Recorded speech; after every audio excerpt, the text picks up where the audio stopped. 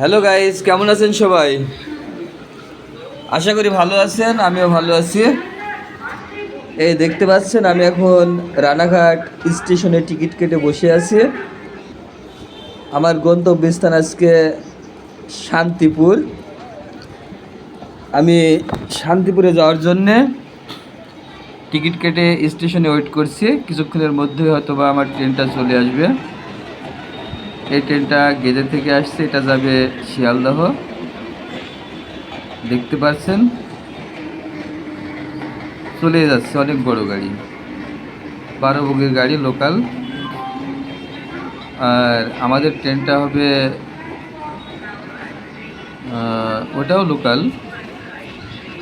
ওটা শান্তিপুর লোকাল, শিয়ালদা থেকে ছেড়ে আসবে, হয়তো কিছুক্ষণের মধ্যে চলে আসবে। তবে একটা জিনিস বুঝলাম না, দেখুন আমি টিকিট কেটেছি এখান থেকে শান্তিপুর 20 কিলোমিটার রাস্তা, টিকিটের উপরে সুন্দর মতো লেখা আছে 20 কিলোমিটার রাস্তা, মাত্র 5 টাকা ভাড়া, মাত্র 5 টাকা। দেখুন আমাদের দেশ হলে বলতে যাই টিকিটে যে লিখতে হয়, লিখার কালি খরচায় 5 টাকা লাগে। তো 20 কিলোমিটার রাস্তা 5 টাকা, মানে 25 পয়সা প্রতি কিলো। তো ভিউয়ার্স দেখতে পাচ্ছেন এই আমাদের গাড়ি চলে এসছে।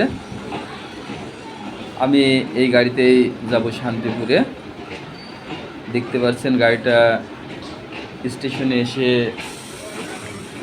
খুব স্লো করেছে, এখনই দাঁড়াবে। এই দেখতে পাচ্ছেন গাড়িটা দাঁড়িয়ে যাচ্ছে। এখন যেসব যাত্রীদের নামার প্রয়োজন তারা নামছে এবং আমি উঠে গেলাম। এই দেখুন আস্তে আস্তে আমি চলে যাচ্ছি, মাঝখানে কয়েকটি স্টেশন আছে, আমি ভিডিওটা কেটে দিয়ে করছি। এই দেখুন আমি আস্তে আস্তে শান্তিপুরের দিকে চলে যাচ্ছি। এই দেখুন রেলগেট।